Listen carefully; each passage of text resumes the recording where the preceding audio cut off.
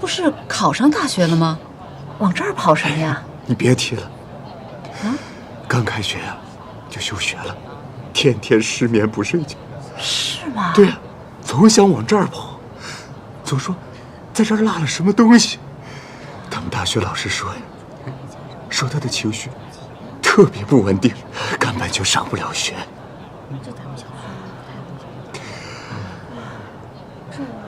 我怎么记得他当年高考成绩可好了？怪我们呢。这孩子从根儿上，他是不想读金融啊？他喜欢地质，他想上那个地质大学。可是我们两口子死活就不让他读，就硬是阻止他。早知道他内心这么痛苦，你说我们当初何苦呢？这是。你别太难过。林先生，物业这边的监控已经调好了，咱们过去看一下吧。好，那孙老师，你快去啊！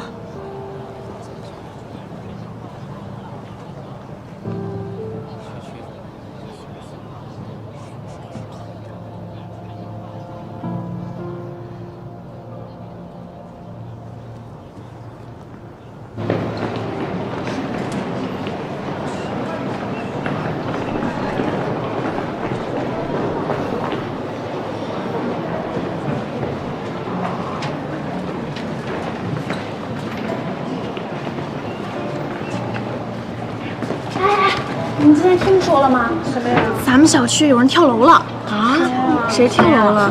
不会是咱们高三的吧？不可能！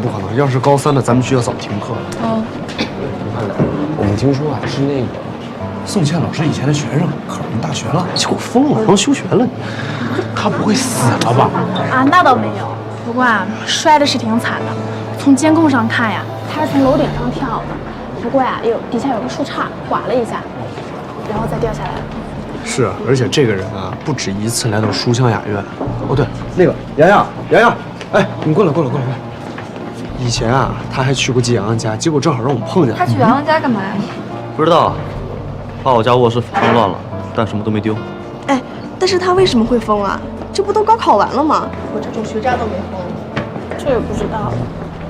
那个，英子，就那跳楼那男的，就是那个男孩，他以前不是那个宋庆老师的学生吗？你认识他吗？我认识，他是我妈以前的学生。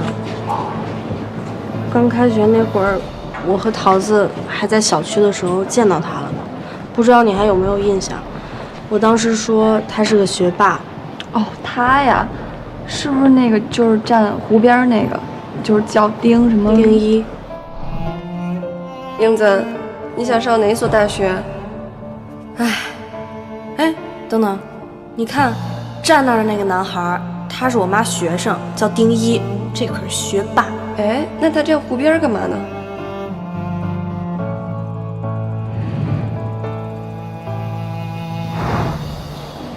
对，我其实昨天晚上见过他。啊？晚上？你晚上去哪儿见他呀？我就是昨天睡不着，1点多的时候就下楼溜达了一圈，然后就看到丁一站在洋洋家门口。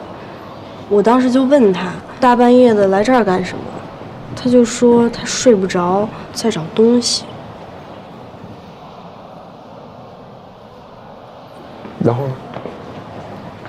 然后他就走了。我当时就觉得他怪怪的，但我也没多想。结果他就……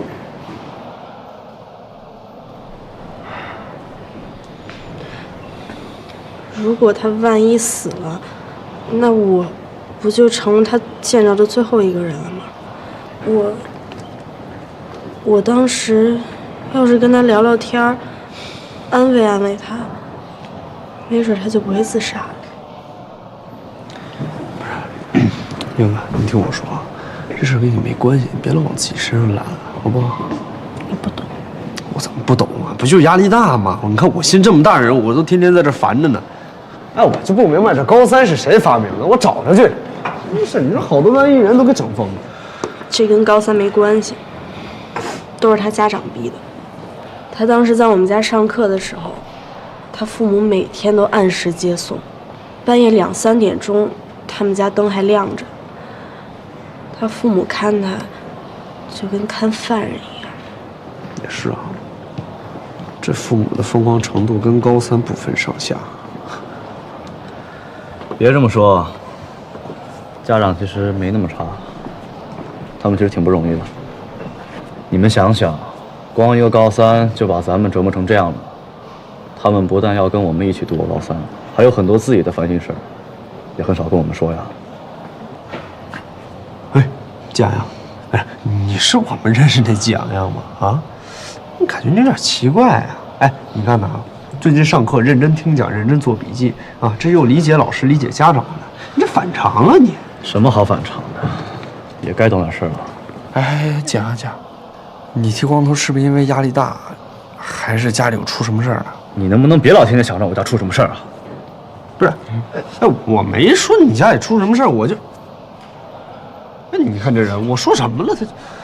我问你个问题，上了高三之后，你们觉得压抑吗？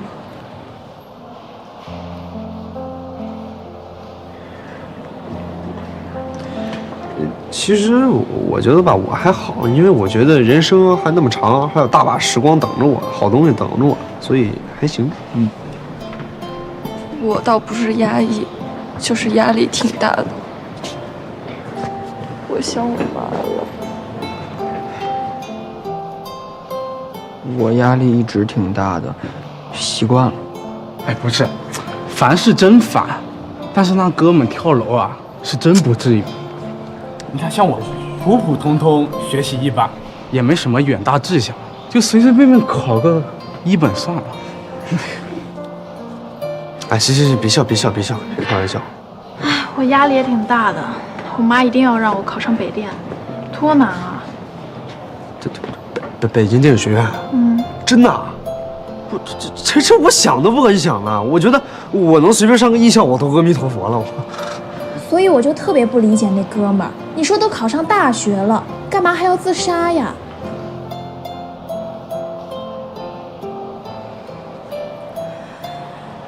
我其实挺能理解他的，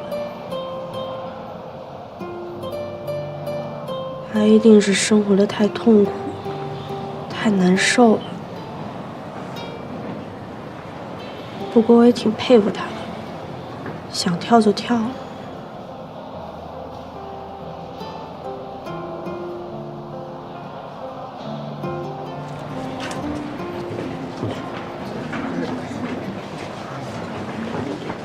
他这是怎么了？不知道，他不会也想自杀吧？不会吧？上课了。祝愿丁一在天堂一路。还没死。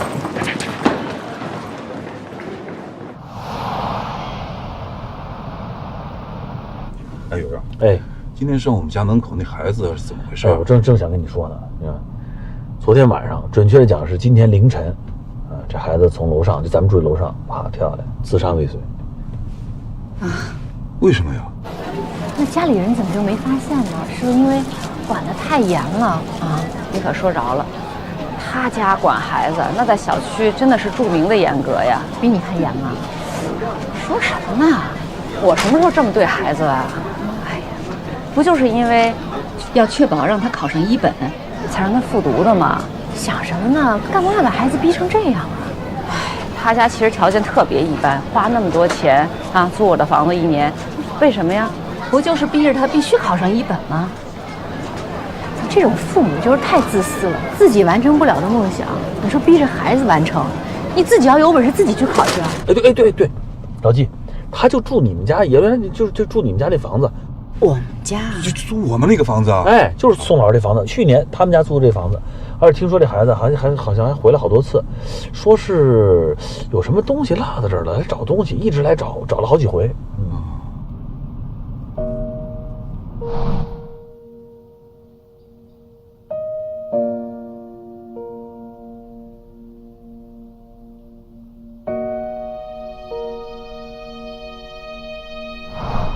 哎，对，我想起来了，之前那个保安跟我说过，说进我们家的不是贼，是个大学生，脑子有点问题。就是他。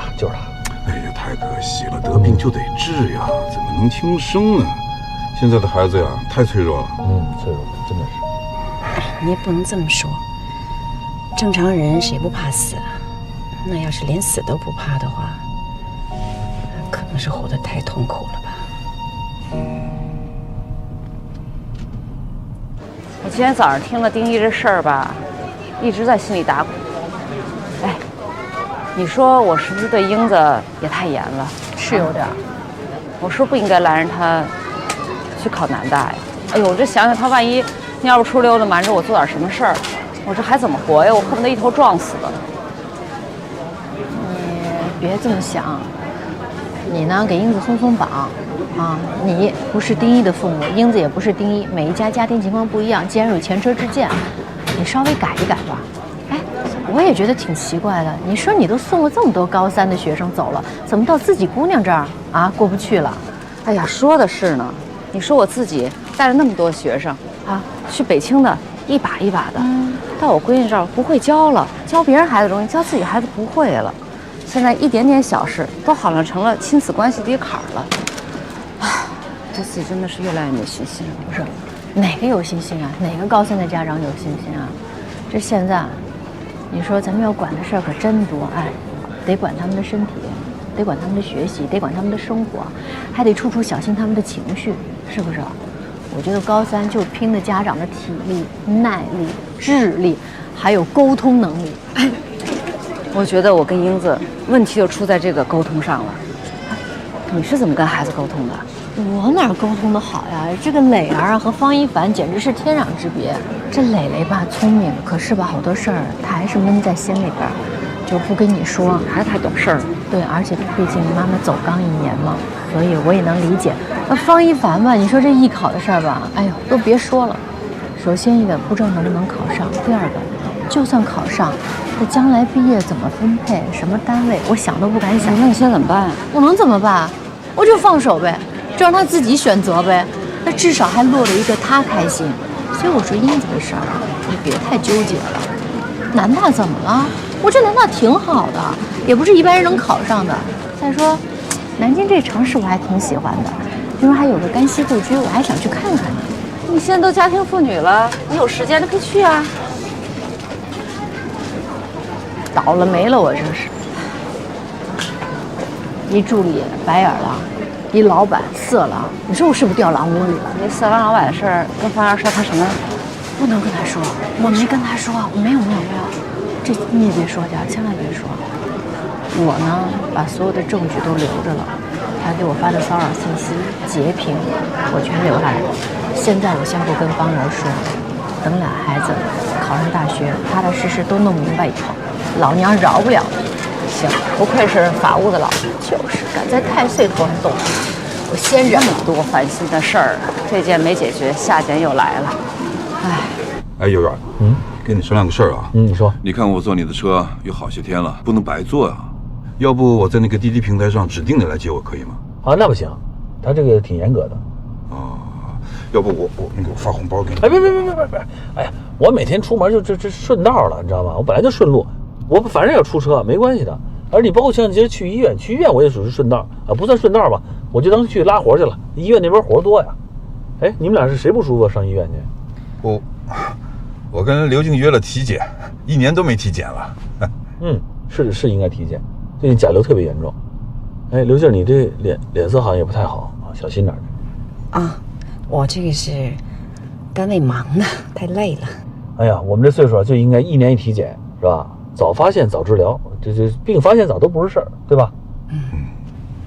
哎，圆圆，开着那个车的时候是一码归一码，你跑车也不容易。没事。不是，我每天上下班都要叫车的，按实际费用给你，包车钱我月初给你。老顺路坐你的车，我以后都不敢坐了。啊，包车没问题，包车没问题啊！那回头你再是钱的事儿，回头再说吧。哎呀，不行，说正经的呢。哎，以后我们可能经常用车，我们也去医院要。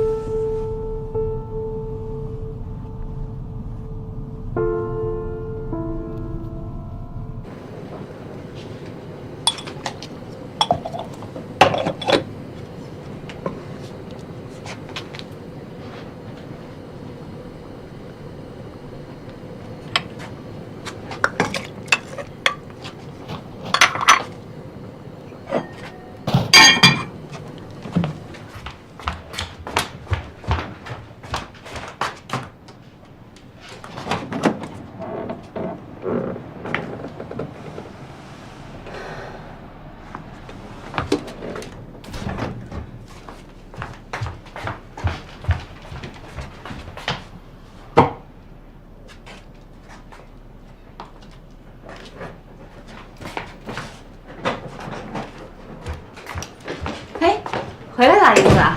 妈，怎么样啊？今天在学校？挺好的。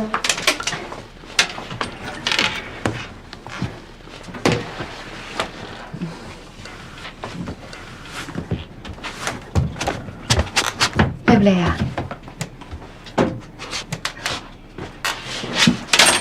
我去做作业了。哎，别着急，妈妈想跟你说说话。来，今天作业多，我得抓紧做呢。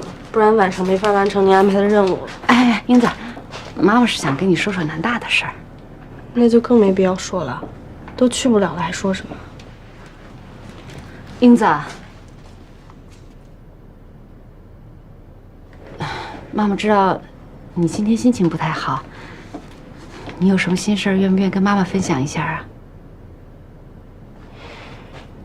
妈，您是不是知道丁一的事儿之后特别紧张我呀？那哪个家长听到这样的事儿，不紧张自己的孩子呀？那您不让我去冬令营的时候，您紧张我吗？我爸走了的时候，您紧张我吗？妈，您看啊，今天早上您知道丁一的事儿，您知道他们家里特别严，都把孩子逼疯了跳楼了，您就紧张我，怕我也想不开，我也去跳楼。但您做那些重大的决定的时候，您想过我吗？你考虑过我的感受吗？我知道，您也不容易，一个人带我。但是您的原则是原则，我的原则从来都不是原则。高三都过去一半了，您对我从来都是打一巴掌给一个甜枣的，一会儿这样一会儿又那样。您知不知道我这样真的受不了啊？我招架不住，我不知道您哪天又要变了。您还不如像以前一样的，自始至终的对我严格。英子，妈妈是……妈，谢谢你的关心，但我不是丁一，我也不会去寻死。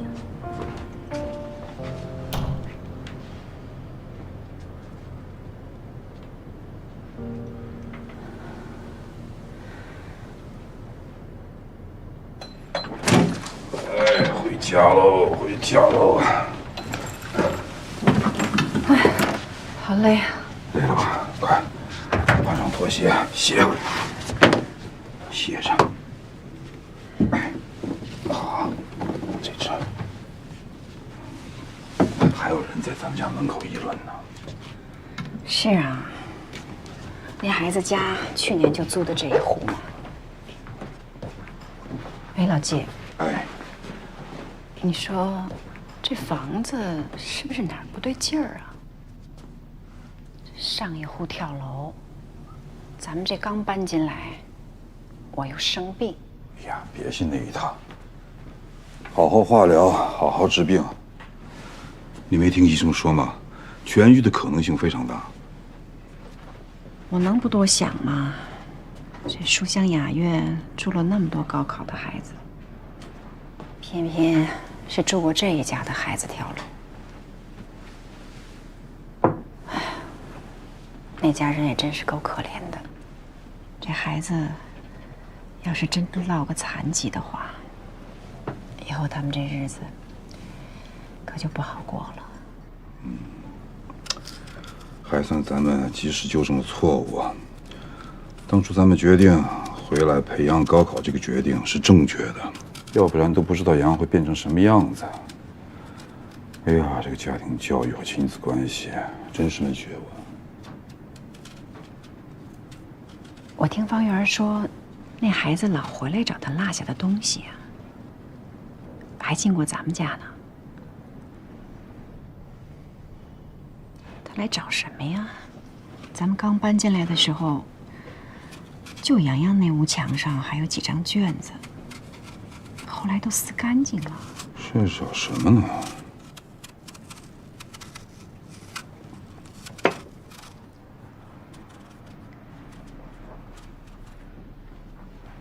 哎，干嘛去啊？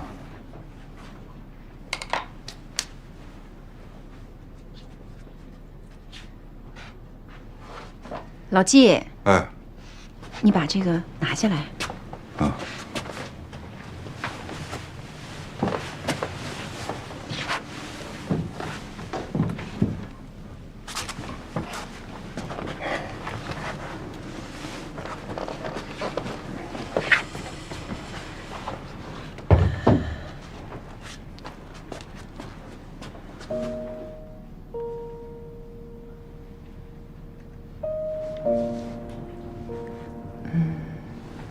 老纪，啊，放大镜拿，帮我拿一下。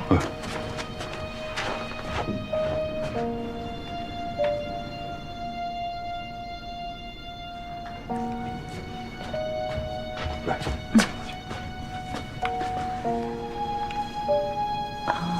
我真的不想。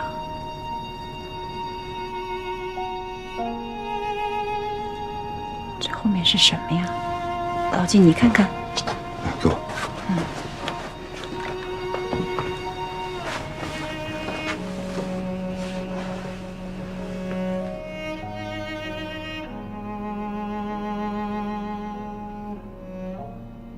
我真的不想。不想学习，不想高考。真的不想什么呢？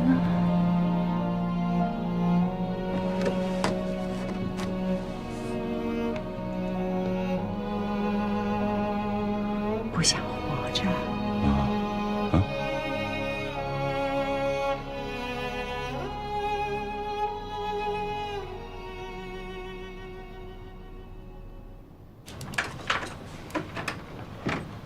哎，回来了。哎，今天回来挺准时的嘛。啊，这生意好，顺呗。查这，除了早上老纪那一单，接了一堆活，平台还给了我奖励呢。我一看今儿提前完成任务，想早点回来呗。这以后要每天能这样就好了哈。嘿嘿，每天都这样，哪有这么好的事儿？做什么好吃的啊？啊？你闻闻。啊，不让我看，让我闻是吧？我闻闻啊。干什么？都是你香水味儿，闻不着啊。怎么闻不着？那这样，把这个关了。闻出来了吗？土豆炖牛肉闻着了，闻着了。哎呀，哎，俩孩子没回来呢。没呢，一会儿回来。哎，老纪今天在车上有没有问我怎么没去上班啊？你以为都是你啊？一天到晚研究别人家的事儿。今儿计生力着急忙慌，给人刘劲儿去医院做体检，哪顾得上研究你啊？我们上次体检什么时候啊？我不知道你，我们之前前单位安排我们是夏天的时候去检的。是不是得该约一次体检了？1年多了哈。约呗。哎，童姐，今儿那刘静他媳妇儿，我一看这脸色不太好，情绪也比较低落。说起这个跳楼这孩子丁一，长吁短叹的，生啊死，挺感慨的。你看所有人心情都受影响了。别说他情绪不高，我今天一天也心情不好，高兴不起来，胸口闷得慌。你说这好好的孩子，说跳楼就跳楼啊，躺医院里边生死未卜，这多吓人啊！你说这孩子，他连死都不怕，说明这孩子活着得多累啊！你说这高考让所有人压力都这么大，是也不能怪高考，那高考人多了也没都跳楼啊，高考是一个因素，还有家庭社会、学校，包括他个体他自己的心理成长都有关系。你说现在啊，这物质条件变好，你的精神出问题。哎，你说以前的物质匮乏的时候啊，那房子哪有这样的单元楼住？是都住平房。那车这就是自行车、3轮车、公交汽车，哪有私家车？咱开个大福特。我记得我搬的那个楼房用上抽水马桶都已经是初中了。以前那北京那就是茅房啊，连个挡头都没有，对面蹲个大爷叼个烟卷。几岁了？数学成绩怎么样啊？语文考班级第几名啊？你这学习不行啊！把这烟头往这茅坑里一扔，呲啦一声。你说，想想那会儿人他活得也挺自得其乐的，是不是？是。过年了，炖个牛肉啊，来个带鱼，觉得挺美。吃个什么关东糖，粘着牙上，觉得甜不滋儿的。你说这后边，你说怎么就变成这样呢？怎么精神这么匮乏呢？还有你说那会儿考大学，大家之间也没人比来比去的。考上大学，家里出个状元固然好，考不上大学也没关系，是不是？上个技校啊，上个职高啊，一样为人民服务，一样为社会主义做贡献呀，没毛病啊。这现在是怎么了呢？啊，你们动不动以前就没听说过抑郁症这病，我讲连癌症都没听过，别说抑郁症了，这怎么就抑郁了呢？抑郁要是碰上是个善良的孩子，是吧？善良的人，就像这跳楼这丁一这孩子，你说他就冲自己来了。你说是碰上一个坏人，碰上一个坏蛋碰上一仇视社会的，碰上一心理阴暗的人，他要抑郁了，他怎么办？他对自己就是一玻璃心，对这世界就是野兽心，是不是？他就开始伤害社会，伤害他人。没错。你说这怨气、这种戾气哪来的？怎么就对着全社会就去了呢？这太气人了，真是。是。哎呦，这气了我了。别气了，别气了。我刚才就听着广播，我心里来气，想着家里丁一的事儿，就想着这拿锤子砸孩子的事，你这怎么了？这是，你说这孩子，童姐，我听他们说，他回来想找个什么东西，他想找个什么东西啊？是不是就找不着这东西？他跳楼了。他一小孩，他能找什么？他有什么宝贝啊？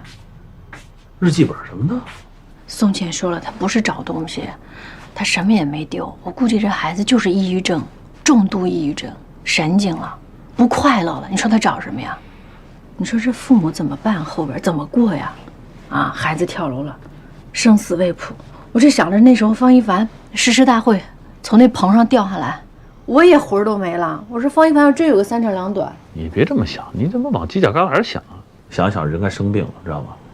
方一凡、磊磊这没问题，磊磊吧可能还有一点，是吧？那毕竟家庭这遭遇这样的不幸，是吧？没了妈妈。方一凡没事，方一凡他只要不从这楼底下往楼顶上跳，你知道，我就已经阿弥陀佛了。他比较乐观，比较积极，随我，你知道，想得开，抗压能力比较强。拉倒吧，还抗压能力强呢。他就是随你，不要脸，脸皮厚。我是不担心方一凡，我担心磊儿。磊儿跟丁一有点像，不行，成绩好，比较内向。那万一出点什么事怎么办呢？别瞎想了。哎呀，回来了。回来了。回来了。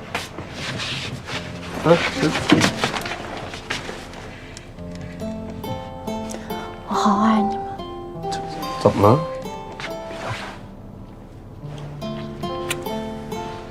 感谢。你们每天要给我完完整整的回来，听到没有？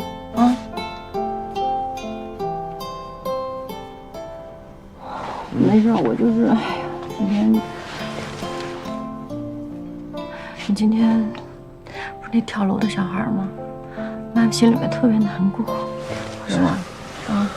大妈，这些事咱就不要提了。而且你放心啊，你不用担心我是我们学校唯一几个没分的人。我不担心你，担心的是磊磊。磊磊，你过来，小姨跟你说几句话。我不能学那个丁一哈，不能那样。有什么事儿跟小姨和小姨夫说，别憋在心里边。我没事儿，小姨，你放心吧，我那个阶段都过去了。就是自从妈妈走了之后，我特别想直接就跟妈妈走了，但是我有点怕死，我没敢。你跟我说，你现在还有这种想法吗？没有了，自从来了北京之后，我就什么都不想了。我有您，有小姨夫，有表哥洋洋、英子这帮好朋友，你们都对我这么好，我心里还特别暖和。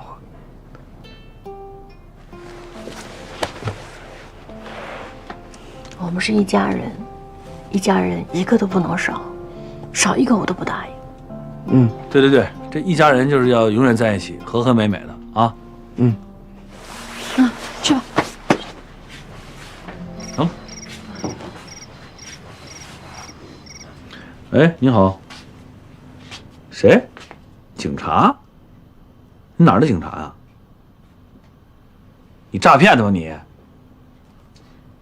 你跟人客气是诈骗电话，那冒充警察，一天到晚就这个。喂，我告诉你，别再打这电话了啊！你这诈骗，我告诉你，你警察，我还公安部部长呢，你警察，我告诉你少诈骗，就是因为你这帮人在社会上诈骗，负能量。你什么警察？你妈，你妈，哎妈，怎么了？你别哭，你说怎么了妈？妈怎么了？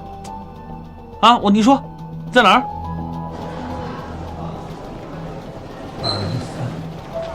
哎，你好，请问一下那个203房间怎么走啊？前面走廊走到头右拐。哦，往右拐啊，好，谢谢。叫什么名字呀？几几年出生的？好人呢？这边，爸妈，帮叔，怎么回事？爷爷，这张这是怎么回事？弄错了吗？是不是？啊？什么弄错了？你爸妈管我借钱了，借了好多街坊邻居的钱呢。大爷，你先冷静冷静啊，您坐。这怎么回事？是这样，您看见外边蹲着那些人了吗？啊，那是一个传销组织，今儿被我们分局给端了，人比较多，所以我们所呢跟着一块审的。您父母呢买了他们不少产品，有保健品，有这个理财产品，上当受骗了。他们不光拿自己的钱，还借了好多别人的钱。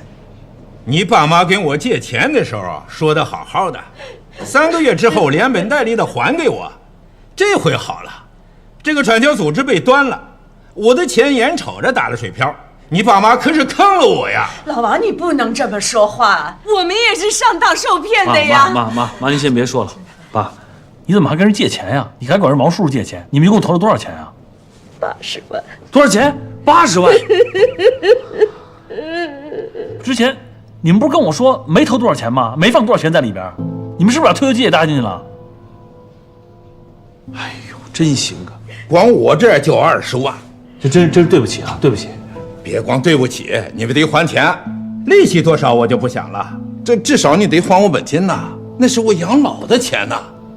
警察同志，我问一下，那其实我们也是受害者，那这个还钱赔偿是不是应该找那个组织让他来还啊？我这么跟你说吧，这钱到了他们手里早就给洗了，钱估计是要不回来了，他们那只能是判刑。我说大爷大妈，以后你们都得注意一点，谨慎点，只要是让交钱，那先跟儿女商量商量，打个电话，不行给我们打电话问问也成啊。你这一下交80万。警察同志，求求你了，你一定要把钱给我们追回来呀，不然我真没法过了。行，您先稍坐一会儿，马上回来啊。警察会想办法的啊。我说老方啊，咱们也是老邻居了，也不想逼死你们。这样吧，用1个月的时间，你们把钱还上，行不行？王叔，你看咱都借力街坊这么多年，这80万不是个小数，1个月我们也得凑凑，要不您把时间再宽裕宽裕。我跟你说，方圆，你知道你爸妈他们坑了多少老邻居呀？老王啊，你不能这么说呀！你不能这么说呀！我们也是让人家给坑了呀！今天是让我给按住了，本来是都要来闹的。这样吧，再多给你们1个月的时间，2月啊，这时间没得商量了啊！到时候这钱再还不上，可别怪大家翻脸呐！行了，老爷子，您没事了，先回去吧。您跟我去做个笔录，咱们得配合警方调查，打击犯罪分子。您爱人先在这坐着，好吧？那我陪着去吗？不用，您稍等一下。爸，你就如实跟人说就完了啊啊！妈，先别哭。儿子，你妈，对不起你们呀！妈，你别哭了，在派出所，你别哭了。刚开始，我和你爸确实是去考察了，真的不知道他们这是骗子。尤其你说是那些小姑娘们啊，那嘴里叫着呀爷爷呀长啊奶奶短的，比我自个儿的亲孙子叫我们叫的还亲，比那亲儿子呀还小句，所以我们才这样去做的。小点声，小点声。妈，你小点声，妈，这是派出所呢，你别哭了。这传销组织就是这样，你知道吧？他要不叫你爷爷奶奶骗谁去啊？他不给你送包送饺，你怎么信他呀？你上次不还往家拿了3万块钱吗？是啊，所以我没想着他就是个骗子嘛，他给你钱了呀。就是你想想啊，他那3万块钱是哪来的钱呀？不是您给了他10万，他给您3万，那钱不还是您的吗？那他说下个月还返呢吗？他下个月他拿王叔那3万又给了你了。对啊，这样的话你才会投入更多的钱给他，是不是？对不对？跟您说了，您非跟我们说没拿什么钱，没投多少钱，觉得我们儿女说都不相信，对不对？就你们老人懂得多，你不相信我呀？我都跟您讲了，这绝对是骗人的，不能信。妈知道错了，妈知道错了。但是没事，我问你，现在怎么办呢？妈，商量着想办法，想办法解决，没那么严重，没那么严重啊！我们想办法解决。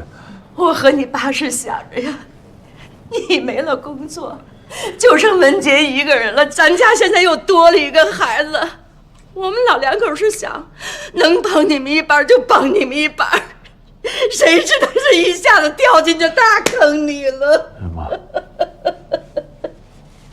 妈，我们负担没那么重，能扛过去，好吧？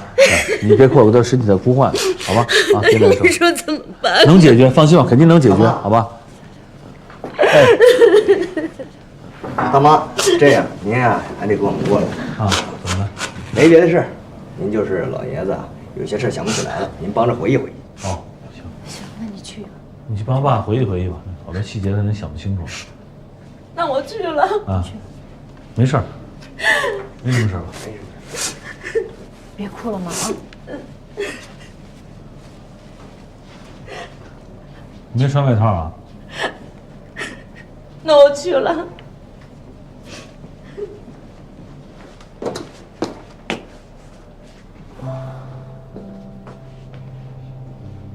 先坐着等会儿。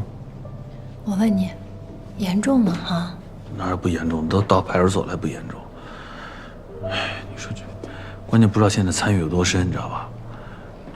他们之前从那儿拿了几万块钱，反正先想办法把这钱赔上呗。那如果说咱家就真的没钱赔不上，那怎么办呢？上法院打官司，民事纠纷，对不对？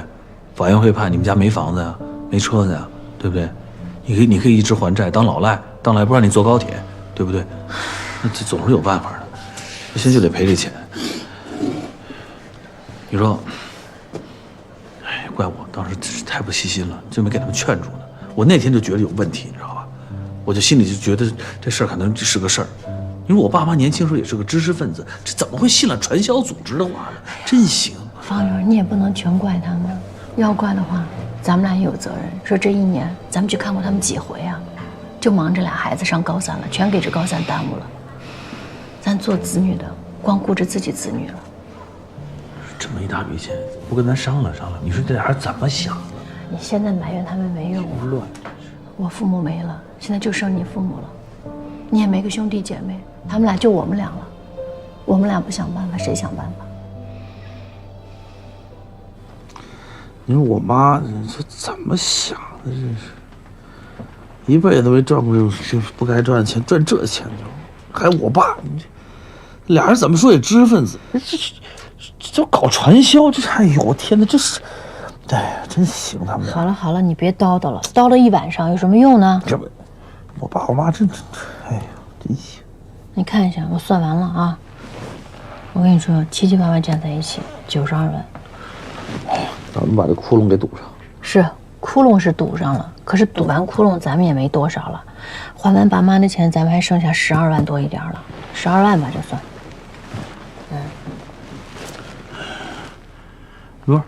我不是还有那20万遣散费呢吗？我把你20万遣散费已经算进去了。是吧？我给你算这个账啊，咱家一家4口每个月连吃带喝，7、8万加在一起开销15000啊。啊，怎么15000咱们家？你自己算啊。哦，对，还有水电煤气物业费。对啊。加上孩子补习班的钱。哦，凡文艺考的那个补习班我还没算进去呢，然后房贷12000跑不了吧？当时是怎么想啊？这租房子出来了，那边交着房贷，啊，交着物业费，那么大一房子堆东西使。早知道这房子当时应该租出去。怎么租啊？当时不是看了吗？短期的不好租，又那么大，是不是？还有这宋倩的1万房租是跑不了的啊。咱真行，那边交着房贷，这边交着房租，这是高消费。所以你看，一个月是不是小4万出去了？3万7。哎呀，你说我也是。刚一琢磨，我说我之前买那么多包啊、衣服啊、首饰，我真有病。早知道这样不买了。你当时买的时候，我就觉得行，你买吧，该美还是美啊。哎呦，真是我头疼啊！